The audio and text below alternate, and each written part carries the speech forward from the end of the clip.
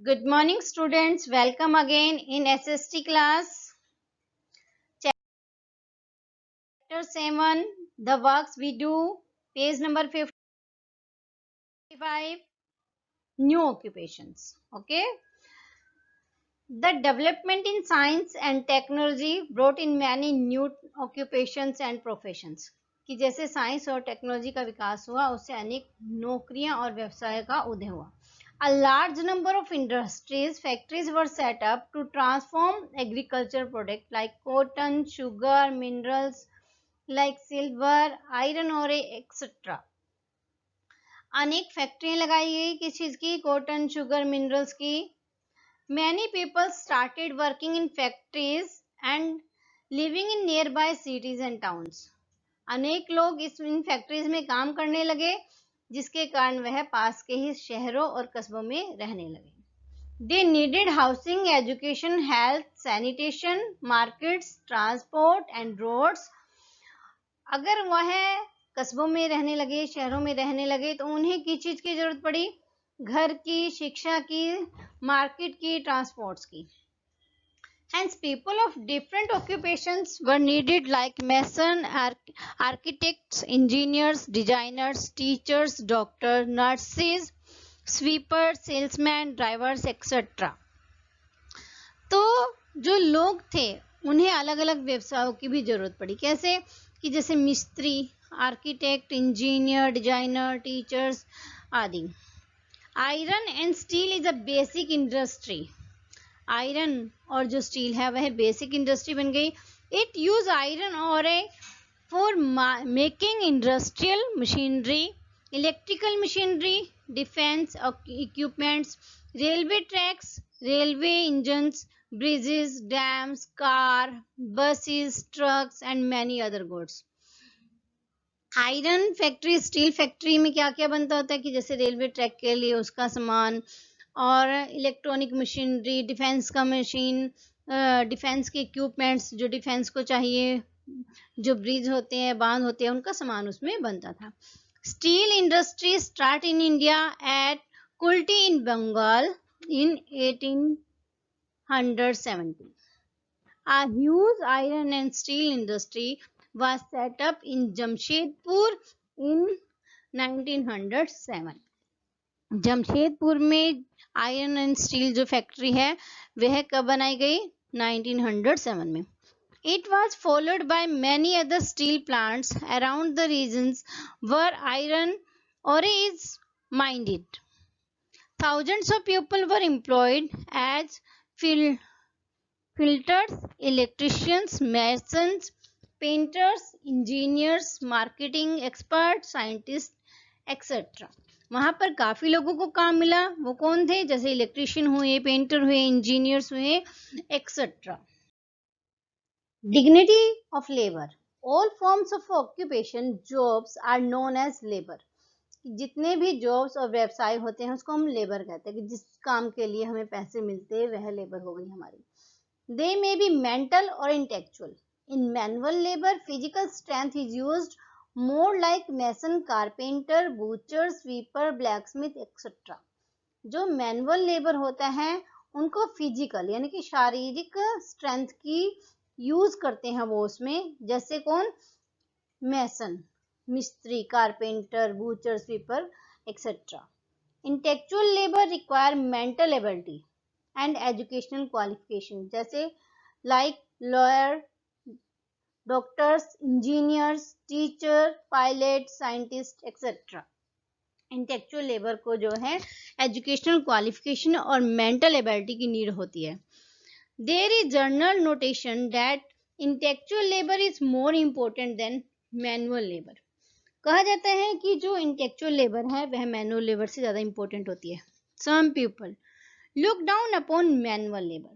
कुछ लोग जो है मैनुअल लेबर को अच्छी नजरों से नहीं देखते. They forget that respect lies in the quality and not in the type of work. वह भूल जाते हैं कि हर काम की अपनी एक रिस्पेक्ट होती है, उसमें एक क्वालिटी होती है. जो काम का प्रकार होता है वह इतना इम्पोर्टेंट नहीं होता है. All occupations required hard work. जितने भी ऑक्यूपेशंस हैं उसमें हार्ड वर्क की रिक्वायर होती है, sincerity, mental alertness and creativity. अगर आप कोई भी काम कर रहे हैं आप उसमें सिंसियर होने चाहिए, आपकी मेंटल अलर्टनेस होनी चाहिए उसमें। A watchman guards a colony carefully. एक वॉचमैन होता है वह अपनी कॉलोनी को गार्ड करता है, उसकी सुरक्षा करता है केयरफुली, ध्यान के साथ। And an astronaut travels and work in the spacecraft. और जो एक अंतरिक्ष यात्री होता है वह स्पेसक्राफ्ट में जो है काम करता है। Both are performing important and useful jobs.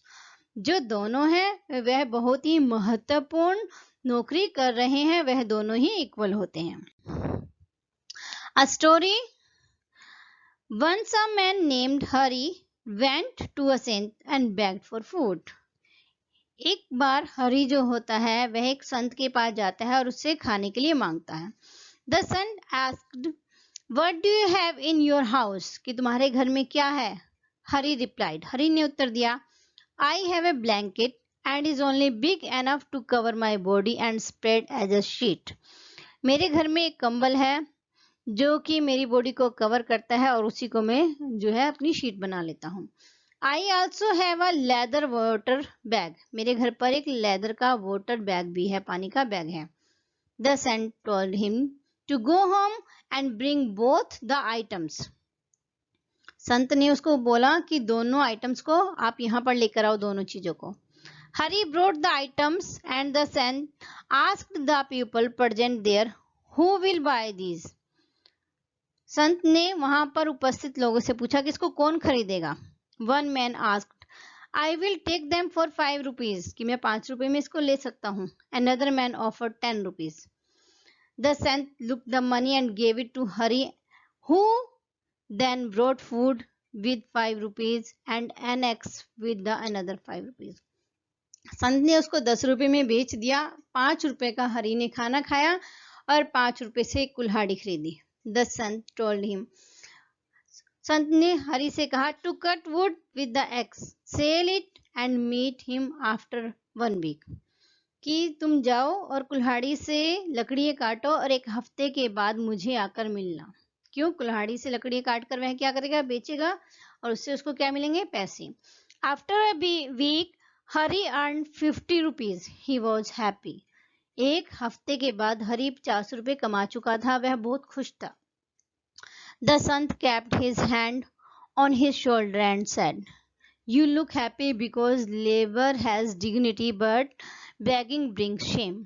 उसने कहा कि जो हमारी मेहनत है वह हमें गौरव देती है, हमें गौरवता प्रदान करती है, बट जो हम भीख मांगते हैं उसमें हमें शर्म आनी चाहिए, वह हमारे लिए शर्मिंदगी का विषय होती है। Dignity of labor means respect all type of labor and do not consider any job superior to other. Dignity of labor कि हमें हर काम को सम्मान देना चाहिए, कोई भी काम छोटा या बड़ा नहीं होता, सभी काम का अपना एक रिस्पेक्ट होता है। The craftsmen of Kashmir are famous for embroidery on shawls, carving wood and Gujarat for kachi mirror work. It is the hard work, creativity and quality that earns respect for these craftsmen. Kashmir और गुजरात कि जो craftsman हैं उनको respect मिलता है। क्यों? क्योंकि उनके काम में गुणवत्ता है, उनमें क्रिएटिविटी है। No job is greater than the other. कोई भी काम छोटा या बड़ा नहीं होता। Dignity can be achieved only with hard work. जो डिग्निटी है वह केवल हार्ड वर्क से ही आती है। Gandhi ji is praised dignity of labour in Sabarmati आश्रम।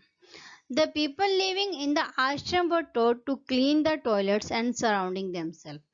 गांधी जी ने साबरमती आश्रम में रहने वाले लोगों से कहा था कि आप लोग जो हैं यहाँ का टॉयलेट और अपने आसपास की सफाई स्वयं ही करेंगे।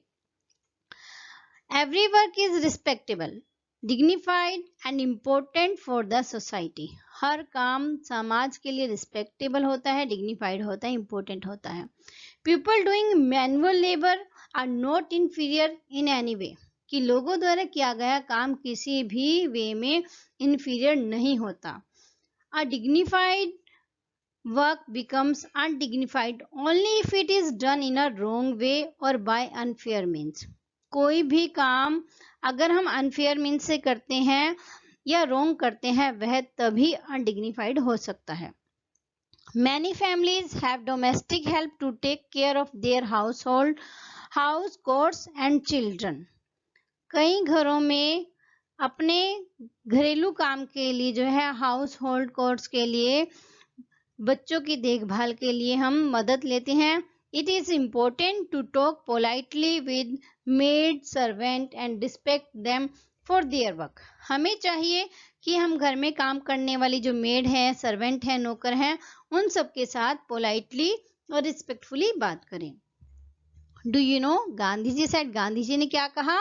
Manual work is not inferior to mental work.